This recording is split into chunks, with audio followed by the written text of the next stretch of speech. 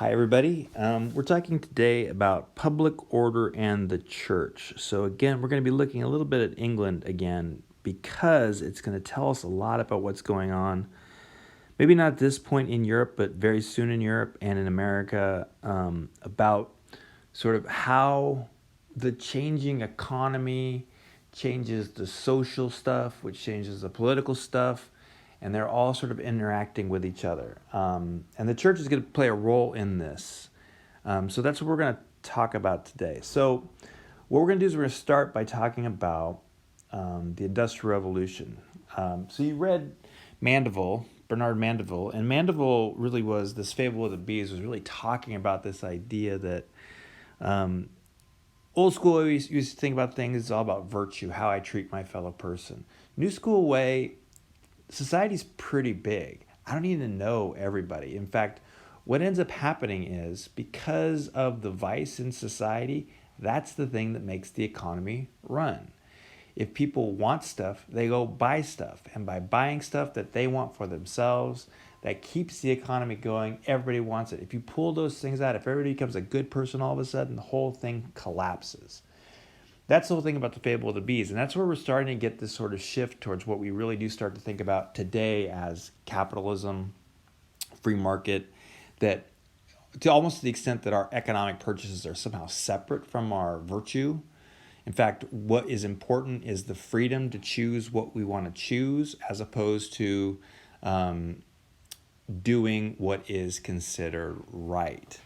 Okay, so that's going to take us to this. So we're going to talk a little bit about politics here. Don't worry, we're not going to go in depth on this. I don't want to, you don't want to, but I do want to talk about one thing that's very important this time.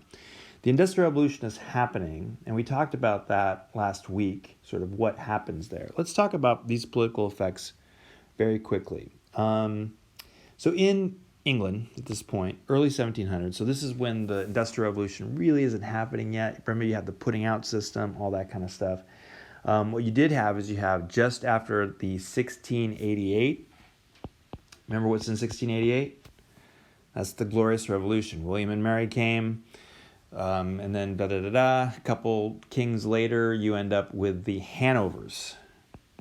The Hanovers are the new royal family because the last one didn't have any kids.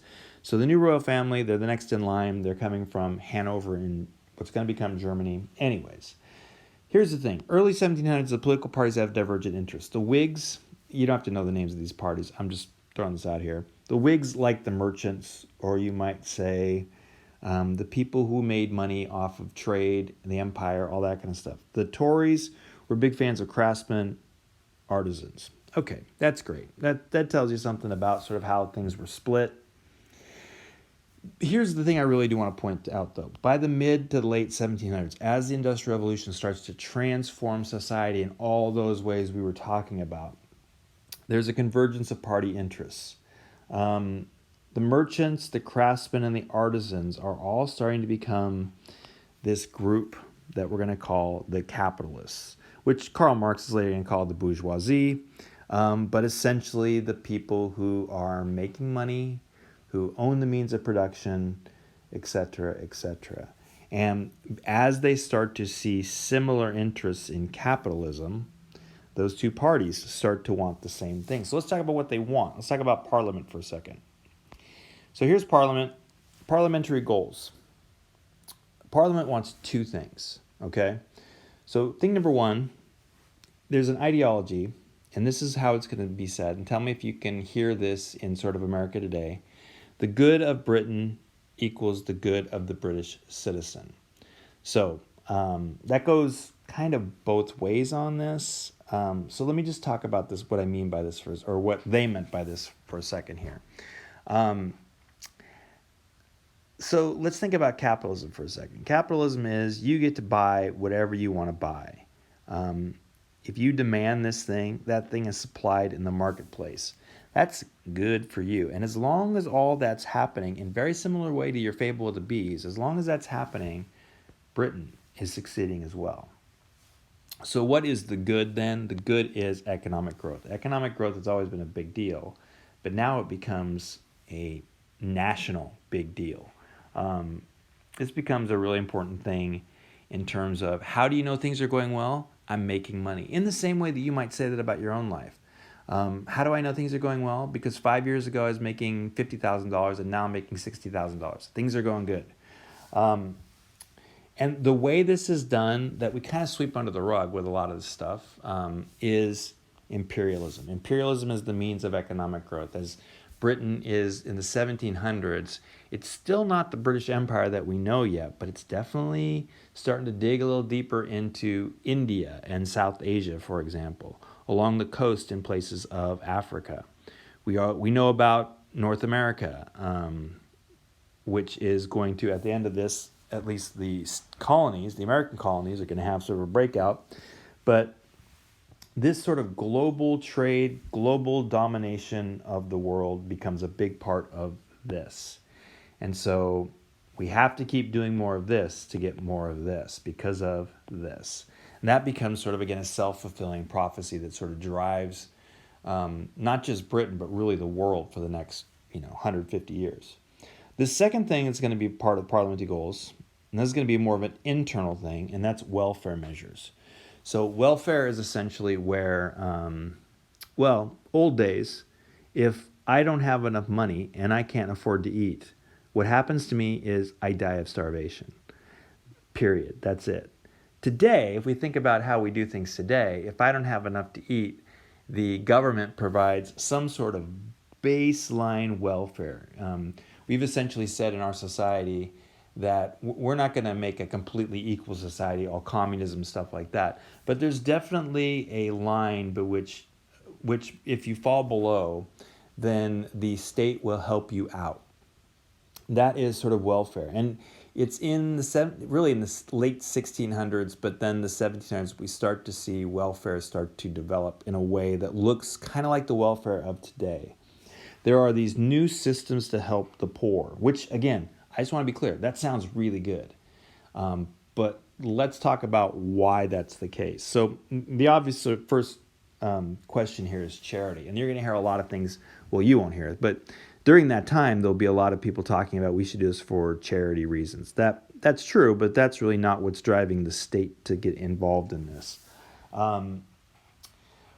Another reason is to convince the working class that the government has their back, which means that they should have the government's back. Sort of create this idea that in this process of the economy driving, we need everybody. We need the people who own the factories. We need the people that work in the factories. And you should sacrifice for the factory. You should work hard for the nation. Really what's going on here, though, and this is very clear from the parliamentary record and just from how these things worked out, is welfare measures were largely new systems of social control. As the population is growing and as the population is starting to gather all in urban areas, this is a recipe for revolution, a recipe for riots, a recipe for crime. How are we going to get people to sort of, I guess you could say, behave, particularly the lower classes? And these welfare measures are going to be that. They're going to be ways, and I'll just give you one example very quickly, and that is the workhouse, or what we might call the poorhouse, which is if you don't have a job, then you have to, and this is not a choice, you have to go to the workhouse. And at the workhouse, you will then have a job in which you will contribute in some way to society. Maybe you'll be making cloth, maybe you'll be doing something else like that. But this is the thing, you don't have a choice. If you don't have a job, you have to go to these things. This is a workhouse, but you could also sort of call this prison for the poor. And that's definitely how they saw this. It really does sort of, it's a restructuring. It's a restructuring of not only what is supposed to be the normal in society, but again, how society starts to see itself in general. Okay, so you're going to read some stuff now about what the 18th century, am I right? Yeah, 1700s in England, sort of what life was sort of like at the bottom of the heap. And then we're going to talk about, okay, so before you had these systems of social control, what existed to provide this social backstop. And that's what we'll talk about when we come back.